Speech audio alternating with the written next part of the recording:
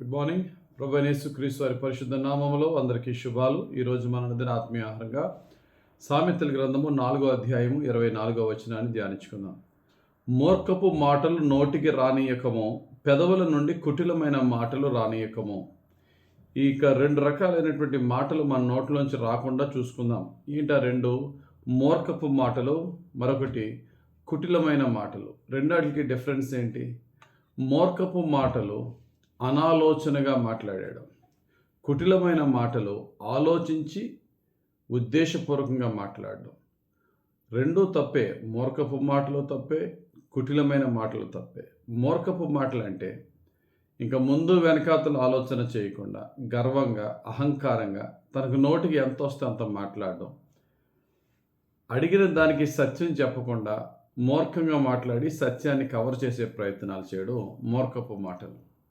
అర్థం అవ్వడానికి ఒక ఉదాహరణ చెప్తాను. కయ్యను హేబేల్ని చంపేశాడు. చంపిన తర్వాత ఇంట్లో ఏమీ తెలియనోడిలాగా ఎవరిని నేనేం చేయలేదు అన్నట్టుగా ఇంట్లో కూర్చున్నాడు. కయ్యనుతో దేవుడని యెహోవా అడుగుతున్నాడు కయ్యన్ని, కయ్యను నీ తమ్ముడని హేబేలు ఎక్కడ?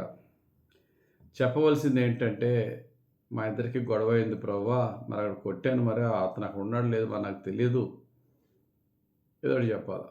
అలా చెప్పడం మానేసి కయ్యను దేవునికి ఇచ్చిన రిప్లై ఏంటి?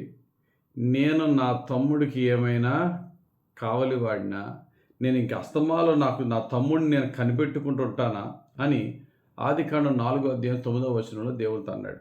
అతడు చెప్పిన మాట ఏంటి? దేవుడు అడిగిన ప్రశ్న, నీ తమ్ముడు ఎక్కడా? ఎక్కడో తెలిస్తే చెప్పాలా, లేకపోతే నేను చెప్పననాలా? అలా కాదు. నా తమ్ముడు ఎక్కడుంటాడో నేను తెలుసుకోవడానికి నేను ఏమైనా నా తమ్ముడికి కావలి వాడినా? అక్కడ దేవునికి రెస్పెక్ట్ ఇవ్వలేదు, అడిగిన దానికి సత్యము చెప్పలేదు. కొన్నిసార్లు సత్యం చెప్పకుండా పొగరగానో గర్వహంకారాలతోనో మాట్లాడుతూ ఉంటారు. అటువంటి మాటలు ఒకవేళ మనలో ఉంటే మనం మార్చుకోవాలి. దేన్ని బట్టి అది వస్తుందంటే, బలాన్ని బట్టో, అధికారాన్ని బట్టో, లేక పాపంలో పడిపోయి నేను బయటికి రానే అంతే నా ఇష్టం అన్నట్టుగా మాట్లాడేవారు. బైబిల్ గ్రంథంలో నాబాలు అని ఒక మూర్ఖుడు ఉన్నాడు. చాలా డబ్బున్నవాడు. వాడు ఇష్టం వచ్చినట్టుగా తిని తాగి తిరుగుతూ ఉంటే దావీదు యొక్క మనుషులతో మూర్ఖంగా మాట్లాడాడు. దాని ద్వారా చాలా పెద్ద వెల చెల్లించవలసి వచ్చింది. రాజైన రెహబాము గురించి మనకు తెలుసు. అతడు రాజైన తర్వాత ఇశ్రాయేలు అందరూ కొంచెం ఆ బరువులు తగ్గించమంటే 3 రోజుల తర్వాత రండి నేను చెప్తానంటే తన స్నేహితుల మాట విని చాలా మూర్ఖంగా మాట్లాడాడు. కొంచెం యుక్తిగా, కొంచెం ఆలోచన చేసి మాట్లాడుంటే అతని రాజ్యం అతను నిలబడేది. అతడు మాట్లాడిన మూర్ఖపు మాటలకి రాజ్యం ముక్కలైపోయింది. ఇవన్నీ కూడా మూర్ఖంగా మాట్లాడుట. కాబట్టి ఒక్క మూర్ఖపు మాట చాలు కుటుంబాన్ని బ్రద్దలు కొట్టడానికి. ఒక్క మూర్ఖపు మాట చాలు మన ఉద్యోగాన్ని పోగొట్టుకోవడానికి. ఒక్క మూర్ఖపు మాట చాలు స్నేహాన్ని ముక్కలు చేసుకోవడానికి.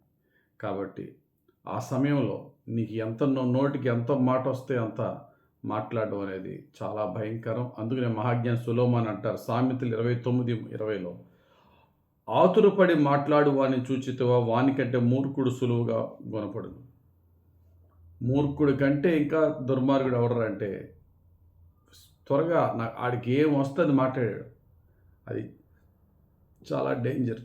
జీవితాలు పాడైపోతాయి. కాబట్టి మన నోటి నుండి మనం ఎంత ఉన్నత స్థితిలో, ఎంత బలమైన స్థితిలో ఉన్నా సరే మూర్ఖపు మాటలు రానవద్దు. రెండవది కుటిలమైన మాటలు. కుటిలమైన మాటలు అంటే నిజాన్ని వక్రీకరించి మోసపూరితంగా సత్యాన్ని చెప్పకుండా చాలా యుక్తిగా మాట్లాడుతున్నానని వారు అనుకుంటూ దేవుని యొక్క శిక్షకి గురవుతూ ఉంటారు. సాతానుడు అవ్వతో మాట్లాడిన మాట చాలా యుక్తిగా, ఇది నిజమా, మీరు చావనే చావరు అంటే ఏంటట? అందులో కుటిలమైన మాటల్లో అసత్యం ఉంటుంది, అబద్ధం ఉంటుంది, కుయుక్తి ఉంటుంది. మనం ఒక్కొక్కసారి అటువంటి కుటిలమైన మాటలు మాట్లాడితే సాతానును పోలిన మాటలు అనే సత్యాన్ని గమనించాలి. అబద్ధాలతో కూడింది. అననీయ సఫీరాలు చాలా యుక్తిగా, కుయుక్తిగా నేను ముందెళ్తా తర్వాత నువ్వు రా, ఇద్దరం వస్తే మనం మాట్లాడుకుని వచ్చామని తెలిసిపోద్ది. నేను ఏ ఫిగర్ చెప్తానో అదే మనీ నువ్వు కూడా చెప్పు, ఇంతే ఆ ఆస్తి ఇంతే వెలకి అమ్మేమని చెప్పు, నేను అదే మాట మీద ఉంటాను. చాలా కుయుక్తిగా మాట్లాడారు, కానీ పరిశుద్ధాత్మ దేవుని యొక్క శిక్షకు శిక్ష నుండి వారు తప్పించుకోలేకపోయారు. మనం చాలా వైజ్గా, చాలా తెలివిగా మాట్లాడుతున్నాం అనుకుంటాం, కానీ దేవుని శిక్షకు గురవుతాం. కాబట్టి మన హృదయాన్ని జాగ్రత్త కాపాడుకుందాం. ప్రభువా, నువ్వు నన్ను ఏ స్థితిలో పెట్టినా, బలమైన స్థితిలో, ఉన్నతమైన స్థితిలో పెట్టినా, మూర్ఖపు మాటలు నా నోట్లోంచి రాకుండా నన్ను రక్షించు. ఆపదలో ఉన్న, కష్టంలో ఉన్న సత్యంతోనే నేను నిలబడి సత్యమే మాట్లాడే కృప దయచేయి, కానీ అబద్ధపు మాటలు, కుయుక్తి గల మాటలు నా నోటి నుండి రానవద్దు ప్రభు అని ప్రభువుని అడుగు. దేవుడు ప్రతి శోధన నుండి మనల్ని రక్షించి కీడు నుండి కాపాడి మన నోటి నుండి సత్యమైన మాటలు, కృపాసహితమైన మాటలే ఎల్లప్పుడూ పలుకుటకు మన నోటిని దేవుడు ముట్టి, మన దేవుడు ఆయన సేవకులైనటువంటి యెషయా పెదవులు ముట్టినట్టుగా, ఇర్మియాని నీవు నా నోటిగా ఉంటావు అన్నట్టుగా దేవుడు మన నోటిని ముట్టి మనల్ని కూడా ఆయనకి ఇష్టమైన మాటలే పలికేవారిగా పరిశుద్ధాత్మను నడిపించి దీవించును గాక. ఆమె. పరిశుద్ధుడా, ప్రేమ కలిగిన తండ్రి, ఇచ్చిన ఈ వాక్యమును మా అందరి జీవితంలో రక్షణ వాక్యముగా మార్చి అన్ని సందర్భాల్లో అందరితోనూ కూడా సత్యమే మాట్లాడటకును, కృపాసహితంగా మాట్లాడటకు సహాయం చేయమని, మా జీవితకాలం అంతా మూర్ఖపు మాటలను మాలోండి తీసేసి, కుయుక్తి గల మాటలను ఆయన మాలోంచి తీసేసి నీకే ప్రీతికరంగా మాట్లాడే మాటలు మాకు దయచేయమని, పరిశుద్ధంగా శ్రేష్టమైన మాటతో మా నోటిని ఎల్లప్పుడూ దీవించమని యేసయ్య పుణ్యనామములో ప్రార్థించి వేడుకొనిచున్నాము తండ్రి. ఆమేన్. తండ్రి యొక్క కుమారుని యొక్క పరిశుద్ధాత్మ దేవుని అభిషేకం ఇప్పుడు ఎల్లప్పుడు మనల్ని నడిపించి దీవించును గాక. Amen. God bless you. Have a very blessed day.